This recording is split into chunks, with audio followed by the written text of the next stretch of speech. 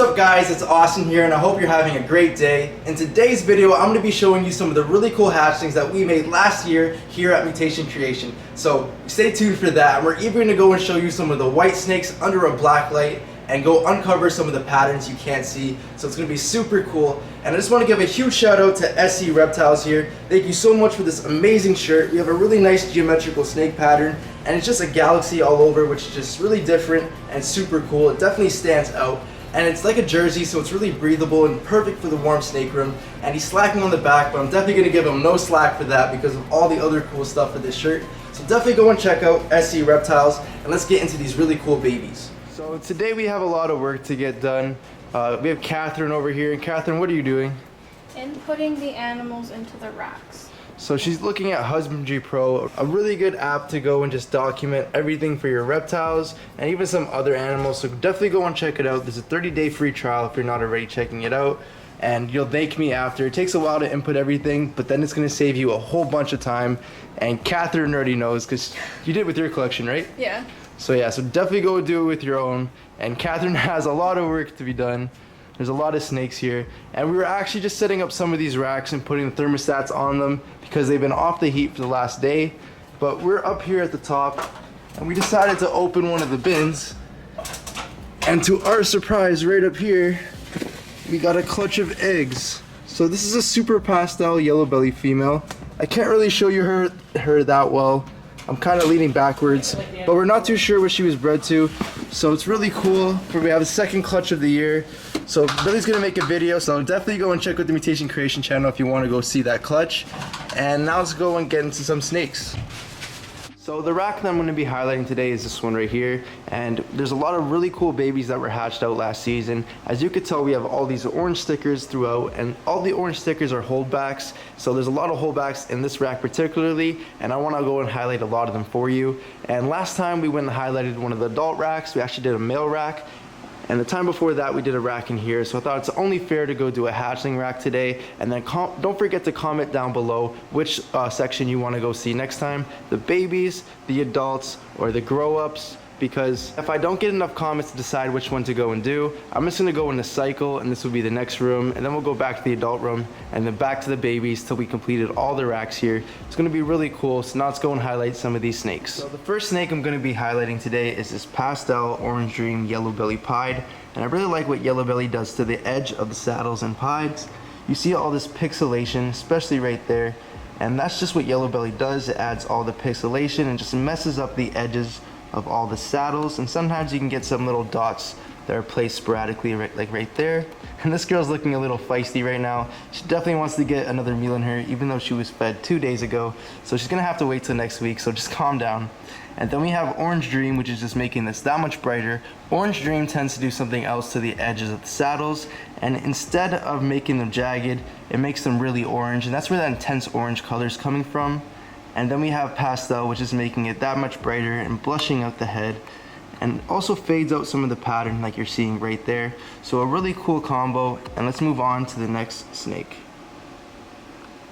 This girl right here is a Silky Way, or a Leopard Ivory, and she is 66% possible het for clown, so hopefully she can prove out in the future. I do believe this is one of Billy's holdbacks, and you can definitely see why. You have all these really nice oranges, purples, and yellows throughout. And this was actually from a clutch where we hit the Freeway Clown, the Pastel Leopard Freeway Clown.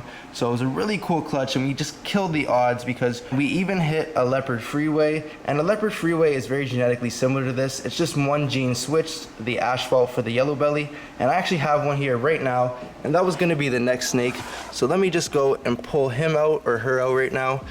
I didn't have time to sex this one yet, but you can definitely see how much one gene can change this. The asphalt just went and highlighted all the pattern and almost looks like thunderbolts right now, when in this case it was a little more muted inside of the Ivory. And of course most Ivory combos are actually white, but when you bring Leopard into the Ivory, it does bring out some pattern, as do other morphs, and you can even stack on some other morphs onto the Leopard and they will show as well. But the Leopard Freeway is just a really cool thing, and this is actually a Pastel Leopard Freeway. I forgot to mention that, and I really like the head stamp on this guy. You have like a little face on it with his tongue out, which looks super cool, and I just can't wait till we make some more Freeway Clowns. and other freeway combos with these guys. So this next snake right here is a Pastel Ivory Clown, and I was really pleased with this combo. I like that even though Ivories tend to be all white, when you brought the clown and the pastel together, you did bring some yellow pattern, and you even have some purple highlights inside of the dorsal in some places, which is just super cool. And we actually were able to hit another one of these, but I'll show you that in the next thing because I really want to highlight the snake. You don't see too many Ivory clowns, and a lot of people are actually shooting for them.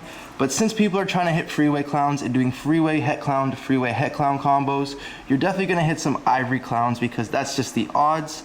And you make some beautiful snakes like this one.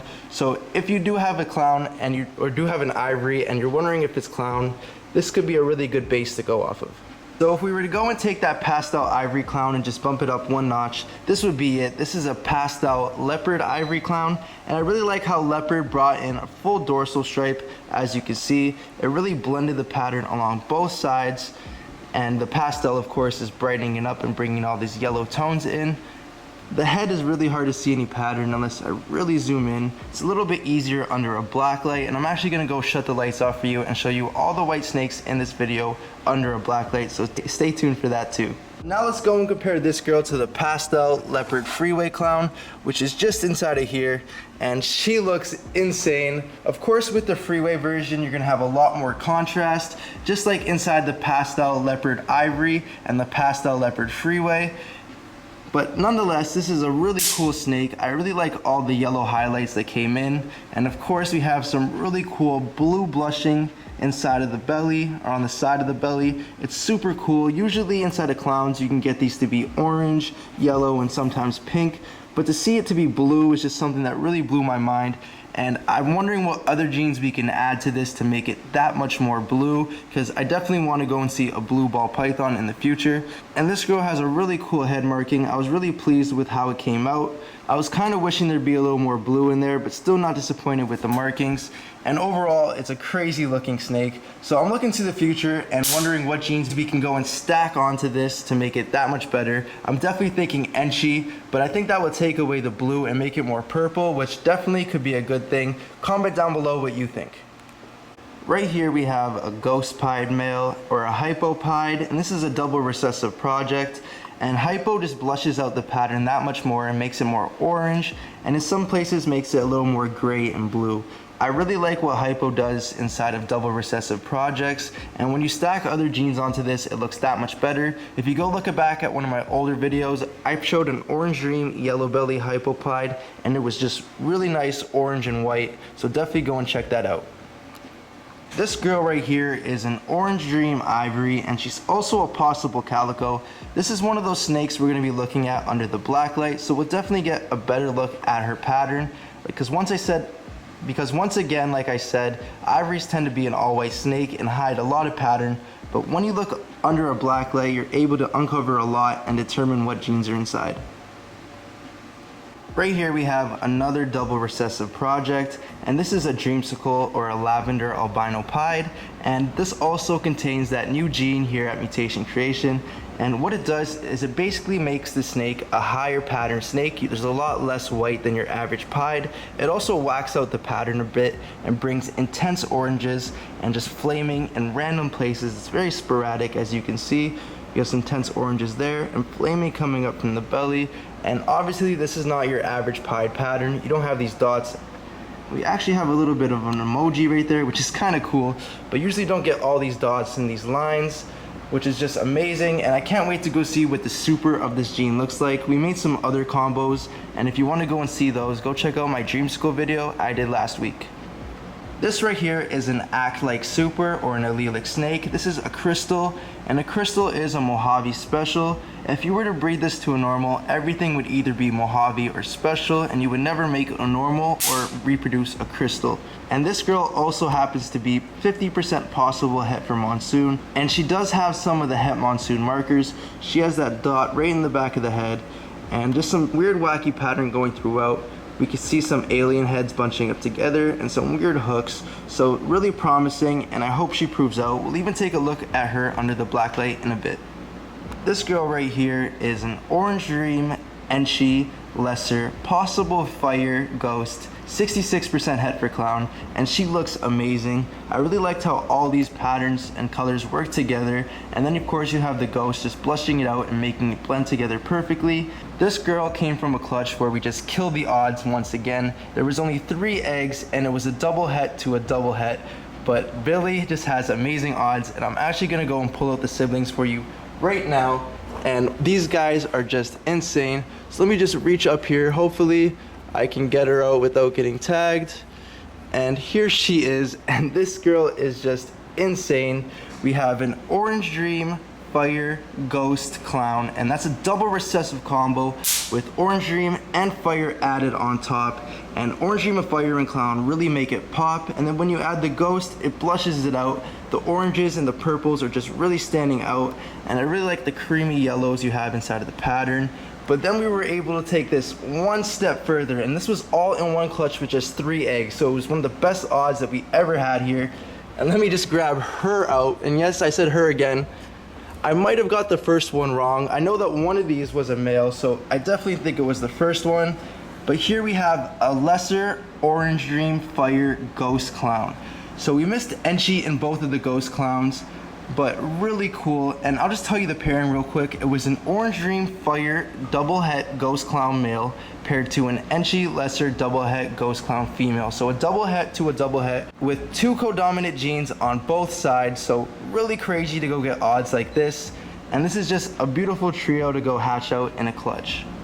These next 2 right here are both banana pied females, and I just wanted to show you the variability inside banana pieds and how they can even affect the pattern.